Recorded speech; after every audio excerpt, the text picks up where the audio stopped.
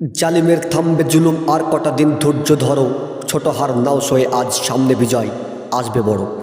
ঘুমিয়ে থাকা বিবেক এবার জাগ্রত করো, এ সময় পাল্টে যাবে উল্টো বাতাস, বইবে ঝড়।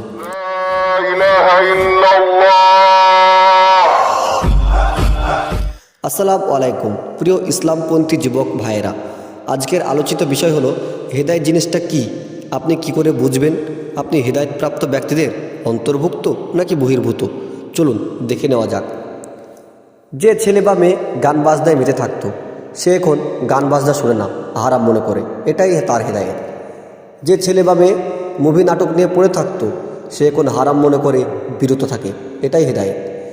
যে ছেলে মেয়ে প্রেম ভালোবাসায় মেতে থাকতো, সে এটাকে এখন জিনা মনে করে বিরত থাকে, এটাই হেদায়েত। যে ছেলে বা মেয়ে এক ওয়াক্ত নামাজ পড়লে 3 ওয়াক্ত পড়তো না, এখন সে 5 ওয়াক্ত সহ তাহাজ্জুদে নামাজ পড়ে, এটাই হেদায়েত।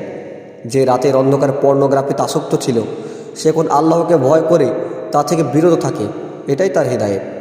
যে বন্ধু বান্ধব অহেতুক আড্ডায় মেতে থাকতো, দুনিয়া নিয়ে পড়ে থাকতো, সে এখন আজান দিলে মসজিদের দিকে চলে যায়, এটাই হেদায়েত।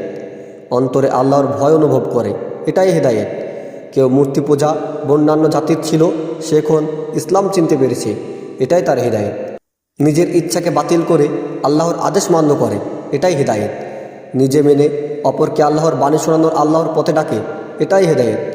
যে ছেলেটা মেয়ে দেখলে তাকিয়ে থাকতো, আজ তার দৃষ্টি নিচু, এটাই হেদায়েত। যে মেয়ে পর্দা করতো না, এখন সে পর্দা করে, এটাই হেদায়েত। যে ছেলে বা মেয়ে কোরআন পড়তো না, সে এখন কোরআনে আল্লাহ কি বলেছেন তা খুঁজতে শুরু করে, এটাই তার হেদায়েত। যার চাওয়া শেষ ছিল না, আজ সে সন্তুষ্ট আল্লাহর ফয়সাল্লার ওপর, এটাই হেদায়েত। যে মৃত্যুকে স্মরণ করতো না, এখন সে মৃত্যুর পর কবর ও জাহান্নামের শাস্তি থেকে মাপ চায়, এটাই হেদায়েত। যে হারাম উপার্জন ছেড়ে হারাম চাকরির অফার ছেড়ে দিয়ে হালাল খোঁজার চেষ্টা করে, এটাই তার হেদায়েত। যে আমানতের খেয়ানত হবে বলে ভয় পায়, সাবধানে অপরের জিনিস রাখে, এটাই তার হেদায়েত। আল্লাহ যেন আমাদেরকে তার শরীয়ত অনুযায়ী চলার তৌফিক দান করুক, আমিন।